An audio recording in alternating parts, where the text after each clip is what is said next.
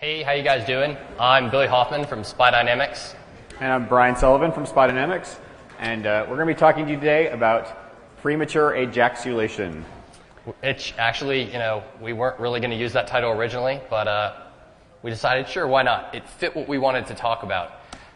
Premature Ajax ulation is basically when a company decides to embrace a new, trendy, and interesting technology without thinking about the security repercussions. Maybe they're under a time bind. Maybe their boss is on to get some bug fixes in. I mean, we're all in the security space. We all realize that security is the redheaded stepchild that's thought about after the fact.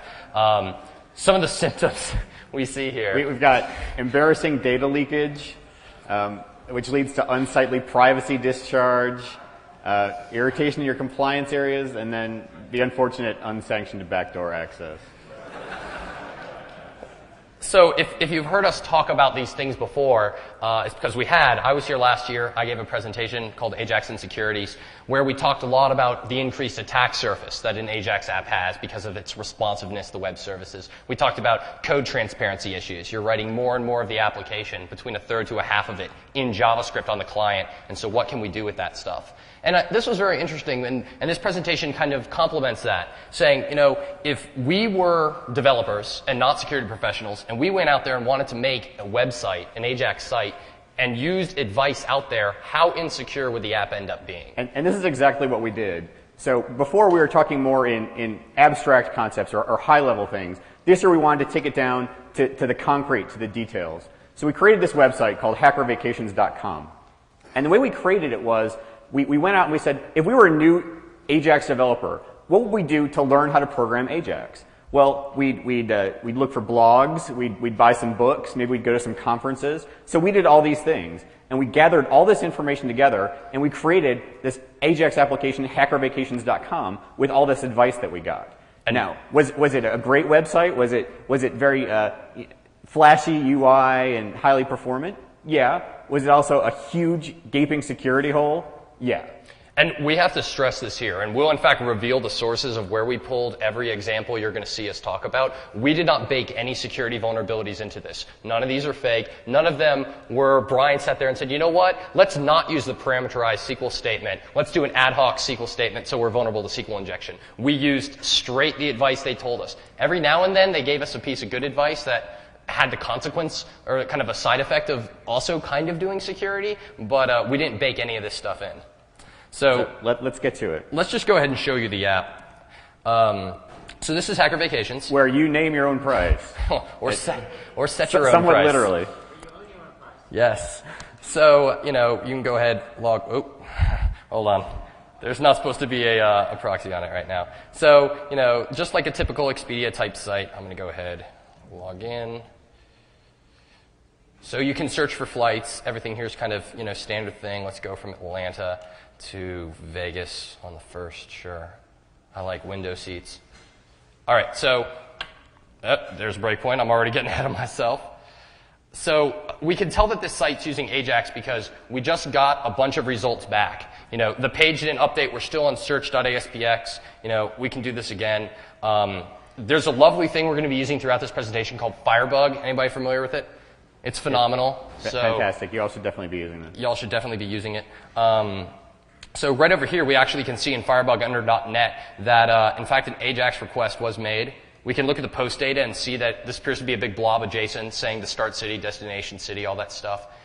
And the response we got back was a big blob of XML, which obviously is how Ajax apps differ from traditional apps. There's a data transport layer here. Basically, our actions are being trapped by JavaScript. JavaScript's making a request behind the scenes, taking the response, processing it, and bubbling it to the user. Let's keep moving. Let's keep using the application. So we found that we searched for flights, found these, and now we're going to put a bid on it. So what do you think? The 8:30 is probably a little too early. No. 9:10. Let's try the 9:10. So we're going to get on this. So the flight is departing on the 1st at 9:10, arriving at 10:35. We've got 8 seats left, and we're on a budget. Let's make them an offer. Let's say $20. Yeah. Let's see if that's enough to do it. So right here you can see that we're getting this little status, holding seat, making a $20 bid. Our offer was apparently refused. It wasn't good enough. Releasing the seat and done. And these are all apparently Ajax calls because we didn't see the page refresh. So let's go ahead, 99. I mean, we did get bought by HP. I think we can afford more than $20 for an airplane seat. So making a $99 bid on the flight, booking it, debiting the account by $99, done. Okay, that all seems interesting. We can go ahead and check out itineraries. We've got a flight booked. We booked it 10 seconds ago. Everything here seems great. Now let's go back to Firebug. So let's see, since we know that kind of Ajaxy stuff is going on, let's take a look at Find Flights first and see actually what happens when I click that button. And a lot of things with hacking Ajax apps involves really analyzing and looking at JavaScript. So I'm going to see what happens when I click on the find. It calls a function called search for flights. Now Billy hit on something really profound, which is that so much of the application exists on the client side in JavaScript. This is not your traditional web application where 90+% of it happens behind the scenes. You can really see into the application. You can really see exactly what's being done. So here we see that basically I'm just pulling some information from the input boxes, the information city, the origin city, departure date, all that fun stuff. And then I'm going to go ahead and actually make an Ajax call to flight search.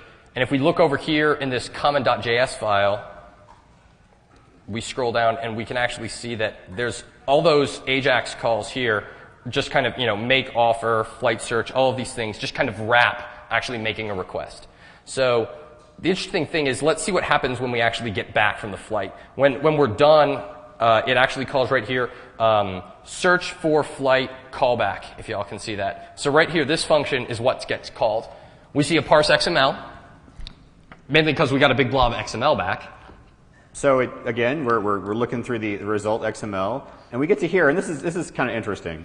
So we see results to display, and then if results are greater than the max results, then we truncate it. So if we were to have looked at the XML we got back a lot more than the 3 flights that we saw because of this truncating of the max length. But let's say we don't want to do that. We're going to do something really something pretty simple. Instead of taking the programmer's advice and saying, I'm only going to show you the top max results, number of results, we're going to show you all of them.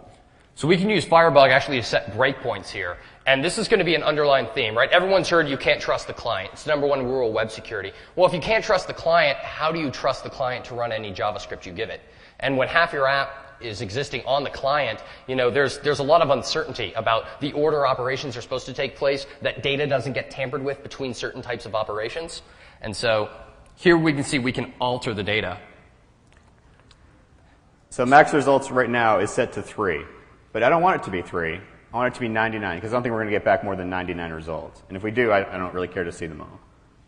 So I'll proceed from here. Okay, cool. And now instead of only 3 results, we have 8 or so.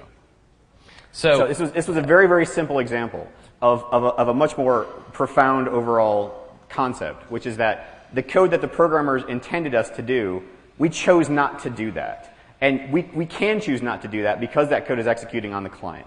Anything on the client is outside your control. You have absolutely no control over it, and we can do various levels of evil things, and this was only the first of several nasty things. So we saw last time we booked a flight, there was kind of that cascading effect, reserving the seat, making the offer price, confirming your reservation, deducting the account, and finally printing the itinerary. So if we actually look outside the JavaScript here, we see a series of doesn't want to do page down. We see a series of events, basically, where we go ahead. The very first thing we call is hold seat, which makes an Ajax call to holding the seat. Once that's done, as long as the results were okay, it goes ahead and makes the offer. It grabs the bid price and contacts the make offer web service. It then proceeds to get the callback from make offer and says, okay, great. As long as everything was still cool, let's actually book the seat. And then it comes down here to booking the seat, and everything's all done. And then finally debiting the account. And another really easy way to see this is if we come back and use it. Did we do it? Just make a bid. We'll make a bid, and we'll see every request that's getting made through XHR. We're seeing here in Firebug again. So we called hold seat, book flight with book seat, book flight debit account, and we're done. So there was this domino kind of effect. Now why did we do this? So we wanted to make an Ajaxy application. This was, again, everything we see here was advice we got from someone else. We wanted to do this because potentially this is a long-running operation. Maybe booking a flight takes 30 seconds while it goes out and checks all the partner websites or whatever. You couldn't just have the user sit there on an empty screen for 30 seconds. So we made it Ajax. We made it able to give you lots of feedback, lots of little steps. So you get a small step and some feedback, a small step and some feedback, instead of having to wait. This is a very Ajax-y type thing to do. Right. It's interesting. Ajax apps are kind of a combination of thick clients and thin clients. They're not just dumb terminals like your standard web browser, talking to Google, but they're not really a full-blown desktop app that's maybe talking to a couple of attached server resources. It's kind of somewhere in between, and where your app code ends up is very interesting. So in this case, I went ahead, I put a breakpoint, and way down in it, I'm making the $50 bid, the bid's accepted, booking it, and then right here I'm in the debit account function. And we're just going to alter the data. We're going to say, you know what? The amount that we're going to give them, it's no longer $80. We're only going to pay them $1. And actually, that's a string. And then let it continue. And if we actually look over here, we'll see, making the bid for $80, they're accepting the bid, but by the time it actually gets to debiting, it was only $1. Now, you may be familiar with this kind of attack before. There's a very old traditional web application attack called client-side pricing. Everybody? Yeah, everyone knows. So, and the way this was usually exploited was that you'd have a shopping cart or something, and that the order prices or the order total was kept in a hidden form variable on the page, and then the server would just accept that back from the client. So it wasn't just hidden form variables. You can do it with any kind of client-side state mechanism. So cookies, anything in the query string. Mm-hmm. Now, this is the exact same type of attack, but it's coming through with a completely new vector because of Ajax. We're using JavaScript to store the client-side state now. Now that we have partial requests and page DOM modification in the response, we can keep those server API responses in JavaScript variables. It's state like anything else, and when you keep it on the client, it can be manipulated by an attacker. Now, this actually, it's an interesting twist, because if you think about traditional web apps, right, it's almost like batch processing. I fill out a form, I pop that form, maybe it fires off a post to a web service, and at that point, I've given it my input, and I can't tamper with it.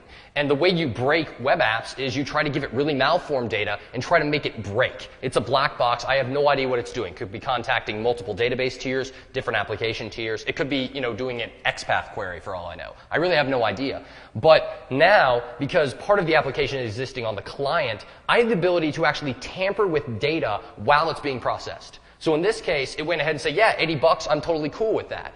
But by the time it came back to actually debit the account, that value had changed. It would have been impossible for a web app, for an attacker to do this in a traditional app unless they had some other type of vulnerability, code execution, where I'm able to actually manipulate the server. And continuing along those lines, not only can we manipulate the data that we're sending to the server, we can change the calls entirely.